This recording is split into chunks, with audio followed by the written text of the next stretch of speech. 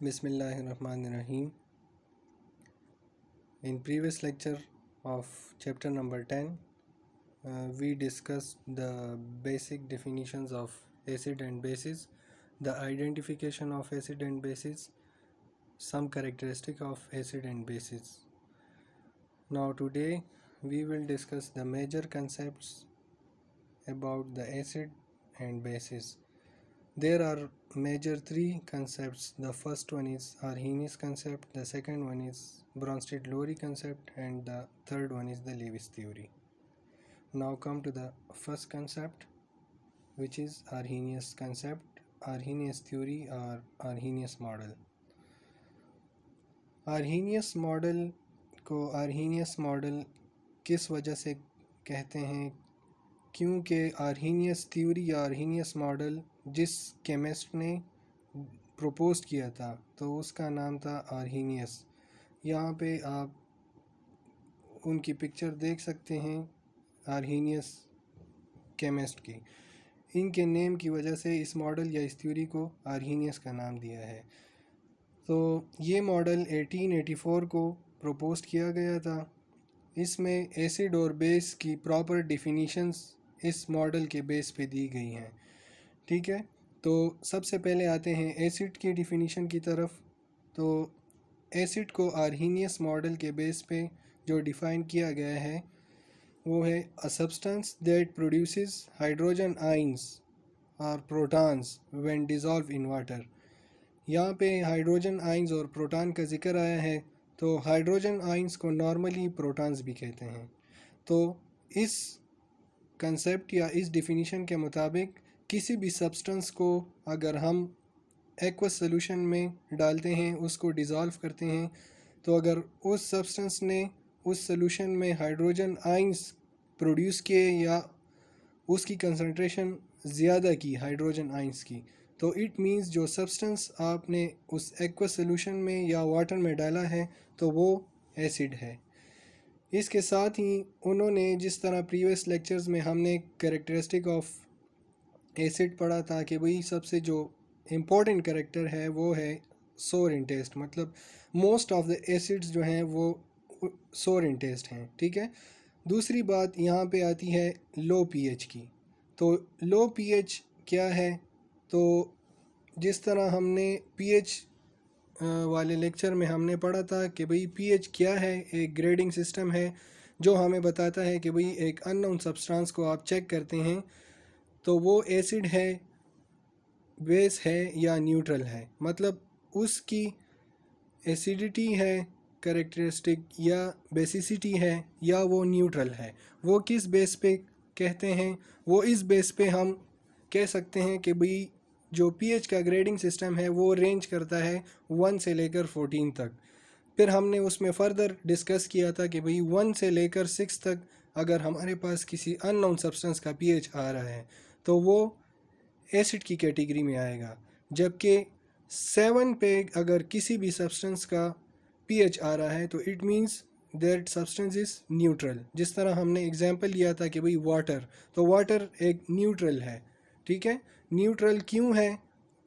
Neutral इसलिए है क्योंकि वाटर के केमिकल फार्मूले को अगर आप देखें तो उसमें हाइड्रोजन और हाइड्रोक्सल आइंस दोनों सेम कंसंट्रेशन में हैं, मतलब जितने H प्लस आइंस हैं उतने OH नेगेटिव आइंस भी हैं।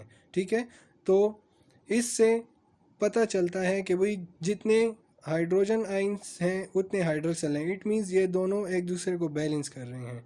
तो जितनी प्रॉपर्टी एसिडिटी की होगी उतनी ही प्रॉपर्टी बेसिसिटी की होगी। ठीक है, तो इसी वजह से कहते हैं कि वाटर का पीएच जो है तो वो न्यूट्रल है।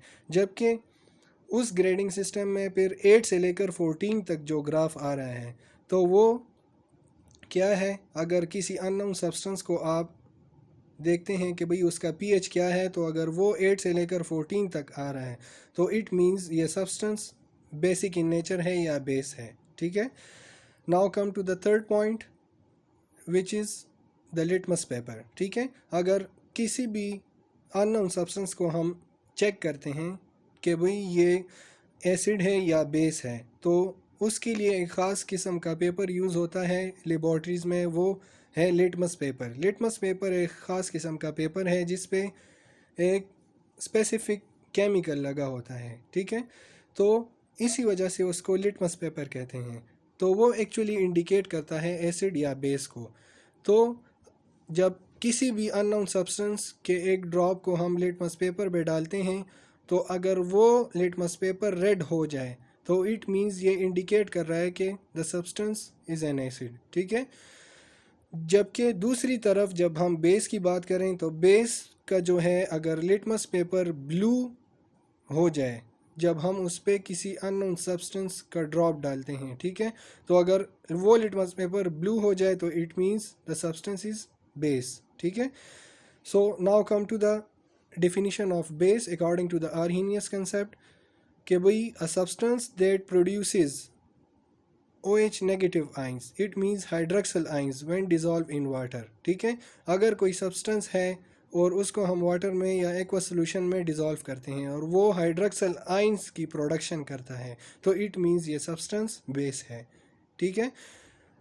जिस तरह हमने एसिड के लिए जो मेन कैरेक्टरिस्टिक का जिक्र किया है आर्हीनियस मॉडल में, इसी तरह बेस के लिए भी है। तो सबसे फर्स्ट पॉइंट या फर्स्ट कैरेक्टरिस्टिक है वो है बिटर इन टेस्ट, मतलब मोस्ट ऑफ द बेसिस जो हैं वो उनका टेस्ट बिटर है, ठीक है। दूसरा पॉइंट जो है, मतलब जितने भी बेसिस हैं वो सोपी इन टच हैं, मतलब स्लिपरी फील होते हैं, ठीक है। जबकि थर्ड पॉइंट कि भाई हाई पीएच, कि भाई हाई पीएच होता है बेस का, ठीक है। तो हमने अभी भी जो है तो डिस्कस किया कि भाई कैसे हाई पीएच, तो इसका मतलब हाई पीएच का मतलब है 8 से लेकर 14 तक जो भी पीएच आएगा किसी भी सब्सटेंस का तो वो बेस होगा, ठीक है। इसीलिए इस वजह से इसको नाम दिया है high pH. Now the fourth point, तो पहले भी हमने डिस्कस किया कि भाई लिटमस पेपर, ठीक है। तो लिटमस पेपर पे जब हम किसी भी अननोन सब्सटेंस को डालते हैं तो वो अगर ब्लू हो जाए तो ये इंडिकेट कर रहा है कि ये बेस है, ठीक है।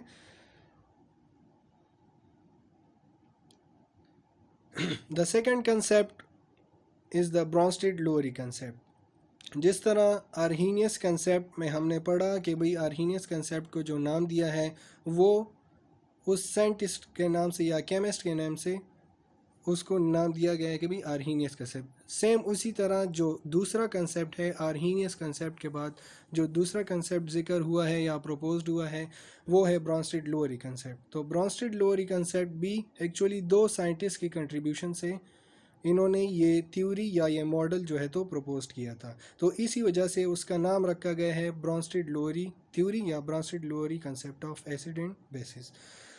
तो ये कंसेप्ट जो है तो 1923 में दो केमिस्ट थे, एक द ब्रॉन्स्टेड और दूसरा लोरी। इन्होंने ये मॉडल जो है तो प्रपोज किया था और आर्हीनियस के बाद न्यू डिफिनीशंस इन्होंने की थी एसिड और बेस की। तो उन्होंने जो सिंपली स्टेटमेंट दी थी किसी भी एसिड या बेस के बारे में, तो according to the Bronsted Lowry theory और Bronsted Lowry concept of acid and bases, the acid और the Bronsted Lowry acid is a proton donor. इसका मतलब क्या है कि भाई जो ब्रॉन्स्टेड-लोरी एसिड है वो हमेशा प्रोटॉन डोनेट करेगा, प्रोटॉन देगा, ठीक है। जबकि दूसरा जो स्टेटमेंट है बेस के बारे में कि भाई ब्रॉन्स्टेड-लोरी बेस जो है वो क्या है, वो प्रोटॉन एक्सेप्टर होगा। तो इससे हमें पता चला कि भाई एसिड जो है तो प्रोटॉन डोनर होगा और बेस जो है तो प्रोटॉन एक्सेप्टर होगा according to the Bronsted Lowry concept.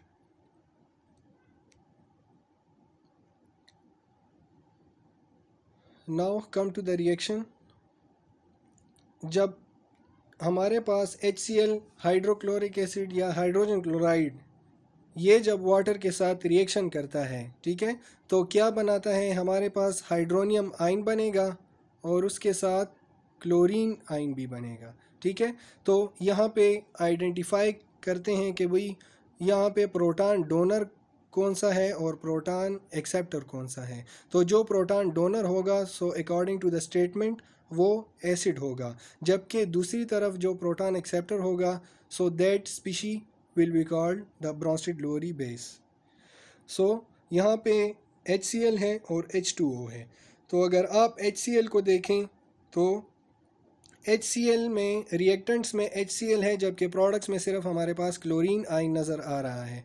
तो इट मीन्स जो HCl है तो उसने हाइड्रोजन यानी प्रोटॉन डोनेट किया है, मतलब H2O को वो प्रोटॉन दिया है तो उससे हाइड्रोनियम आयन बना है। ठीक है, तो इट मीन्स यहाँ पे जो डोनर है वो HCl है। तो यहाँ पे आप देख सकते हैं कि भाई जो HCl है उसको ब्रोंस्टेड लोअरी एसिड कहते हैं।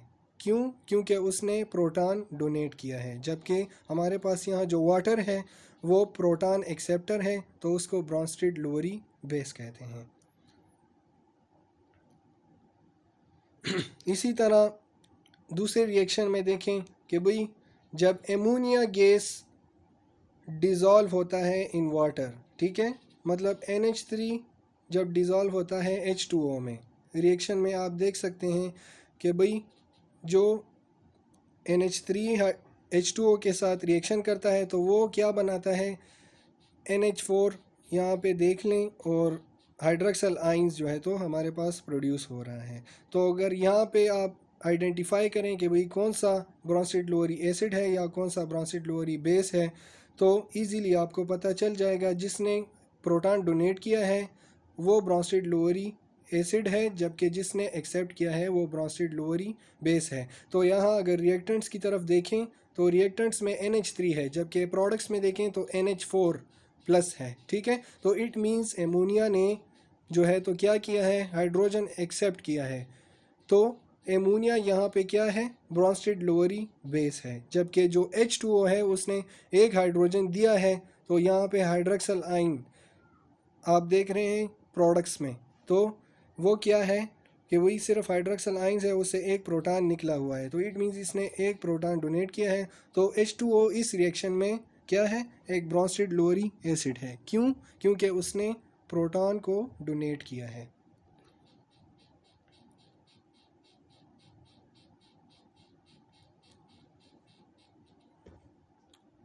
अच्छा, तो इसके अलावा जो वाटर का जिक्र किया है हमने, तो वाटर क्या है, एक्चुअली वाटर एक इम्फोटेरिक है। मतलब इम्फोटेरिक क्या है, एम्फी का मतलब है डुअल इन नेचर। मतलब वाटर जिस तरह हमने पीएच के ग्रेडिंग सिस्टम में जिक्र किया कि भाई वाटर में हाइड्रोजन और हाइड्रोक्सल की कंसंट्रेशन ज़्यादा है, तो हाइड्रोजन कंसंट्रेशन एक्चुअली बताता है एसिडिटी के बारे में, जबकि हाइड्रोक्सल बताता है बेसिसिटी के बारे में। तो वाटर इम्फोटेरिक क्यों है या एम्फीप्रोटिक क्यों है, इसलिए है क्योंकि यहाँ पे वाटर एज एन एसिड भी एक्ट करता है और एज अ बेस भी एक्ट करता है। क्यों? क्योंकि यहाँ पे हाइड्रोजन की कंसंट्रेशन भी है और हाइड्रोक्सल की कंसंट्रेशन भी है जो कि इक्वल है। ठीक है, नौ ब्रोंस्टेड लोअरी थ्योरी जो है वो जो है तो सिर्फ एक्वा सोल्यूशन या वो सोल्यूशन जिसमें वाटर एज अ सॉल्वेंट है और उसमें आप एसिड और बेस को स्टडी कर रहे हैं, सिर्फ वहाँ तक महदूद नहीं है। ठीक है, इसके अलावा डिफरेंट डायरेक्शंस हैं, डिफरेंट एस्पेक्ट्स में ब्रोंस्टेड लोअरी ने एसिड और बेस को कैटेगराइज किया है। सो यहाँ पे एक रिएक्शन आपको नज़र आ रहा होगा कि भाई एमोनिया है, ठीक है, उसमें भी आप देख सकते हैं कि भाई एसिड क्या है और बेस क्या है, जिस तरह प्रीवियस रिएक्शंस में हमने पढ़ा। ठीक है, अब ब्रोंस्टेड लोअरी के एडवांटेजेस क्या हैं, तो ब्रोंस्टेड लोअरी के एडवांटेजेस ये हैं कि भाई जब हमारे पास आर्हीनियस थ्योरी की हम अगर मतलब उसको रिवाइज करें तो उससे हमें पता चलता है कि भाई आर्हीनियस थ्योरी सिर्फ एक्वस सोल्यूशन तक कन्फाइंड है, उसके अलावा वो एसिड या बेस को कैटेगराइज नहीं करता। जबकि ब्रोंस्टेड लोअरी कंसेप्ट ने इस रेंज को या इस कंसेप्ट को ब्रॉडन कर दिया है। ठीक है, तो उन्होंने ये ब्रॉडन किया है ब्रोंस्टेड लोअरी ने कि भाई सिर्फ एक्वस सोल्यूशन के बेस पे हम एसिड और बेस को स्टडी नहीं कर सकते। उसके अलावा भी उन्होंने डिफरेंट एस्पेक्ट्स पे या डिफरेंट रिएक्शंस में जिसमें वाटर इज अ सॉल्वेंट नहीं है, लेकिन वहाँ पे उन्होंने बताया है कि भाई इसमें एसिड कौन सा है और बेस कौन सा है। ठीक है, नाउ इसमें ब्रोंस्टेड लोअरी कंसेप्ट का क्या फ़ायदा हुआ, इसका ये फ़ायदा हुआ कि भाई हमारे पास जो आर्हीनियस कंसेप्ट में जो एसिड्स या बेसिस क्लासिफाइड नहीं हुए थे, वो ब्रोंस्टेड-लुअरी कंसेप्ट के बेस पे उन्होंने क्लासिफाइड कर दिए हैं।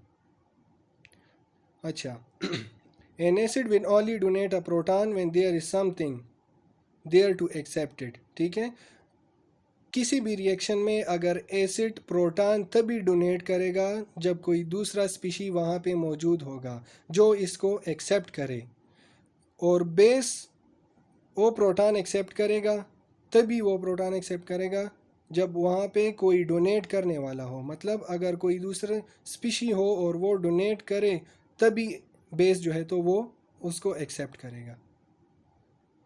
अब कंजुगेट एसिड और कंजुगेट बेस की बात आ गई है। ठीक है, तो कंजुगेट नॉर्मली आप मैथमेटिक्स में पढ़ चुके हैं या आगे पढ़ेंगे कि भाई कंजुगेट एक इनवर्स चीज़ को कहते हैं। ठीक है, किसी भी चीज़ का जो इनवर्स होता है वो उसका कंजुगेट कहलाता है। तो इसी तरह सेम कंसेप्ट अगर आप यहाँ पे देख लें तो जो भी कंजुगेट एसिड होगा तो उसका एक मतलब हर एक एसिड का एक कंजुगेट बेस होता है और हर एक बेस का एक कंजुगेट एसिड होता है। तो certain reactions are reversible and can happen in both directions.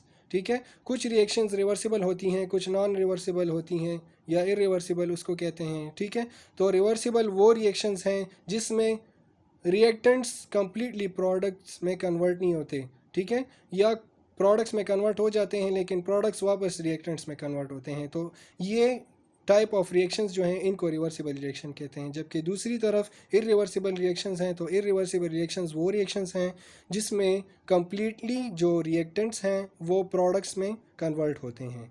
उसके लिए जो सिंबल यूज़ होता है वो सिंबल हाफ एरो राइट की तरफ और हाफ एरो लेफ़्ट की तरफ जो है तो हम स्टडी करते हैं। ठीक है, तो ये एक्चुअली इंडिकेट करता है कि जो रिवर्सिबल रिएक्शन है या इरिवर्सिबल रिएक्शन है। ठीक है, तो रिवर्सिबल रिएक्शन को 2 हाफ एरो से रिप्रेजेंट करते हैं, जबकि जो इरिवर्सिबल रिएक्शन है उनको सिर्फ सिंगल एरो से रिप्रेजेंट करते हैं। तो यहाँ पे देख लें, यहाँ से कंजुगेट एसिड और कंजुगेट बेस का कंसेप्ट ले लें। इस रिएक्शन में अगर आप देखें तो सबसे जो पहला रिएक्टेंट है वो है ethanoic acid.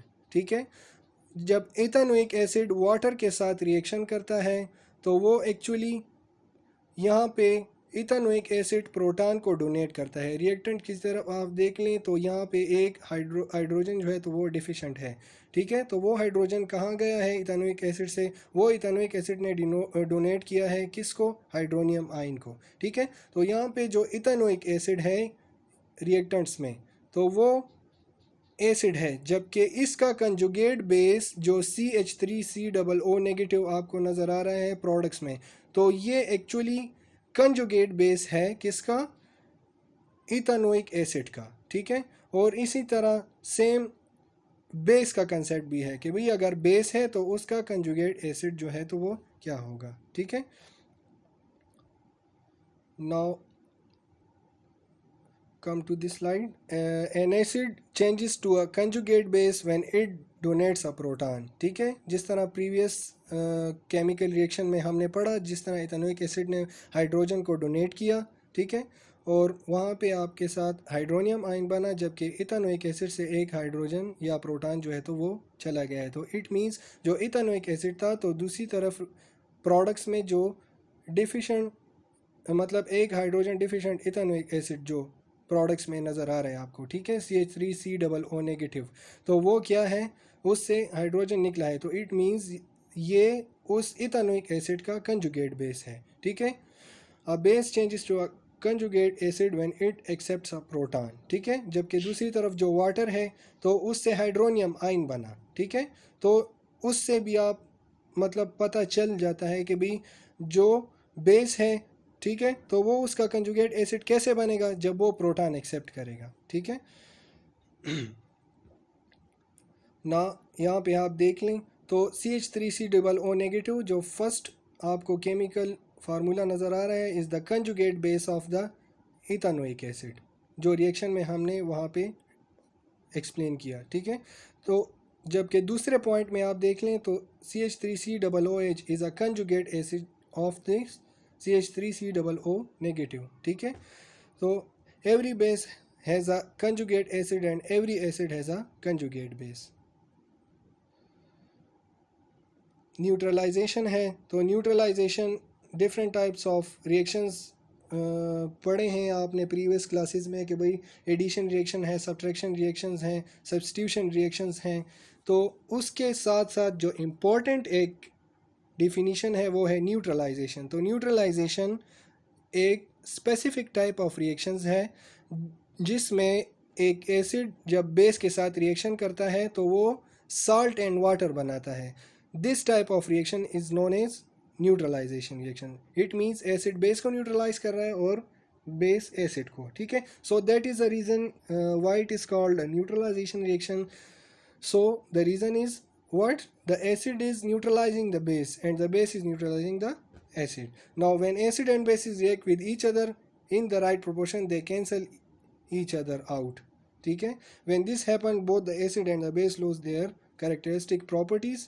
The solution formed is neutral and has no effect on litmus paper. ठीक है, मतलब ना वो litmus paper को रेड में कन्वर्ट करेगा और ना ब्लू में. ठीक है, क्योंकि जो एसिड और बेस हैं वो एक दूसरे के रिएक्शंस को कैंसिल कर रहे हैं. ठीक है, so this type of reaction is known as neutralisation. So that was all about the basic concepts of acid and bases, the characteristic of acid and bases, and the most important reaction which is called the neutralization reaction. Thank you so much.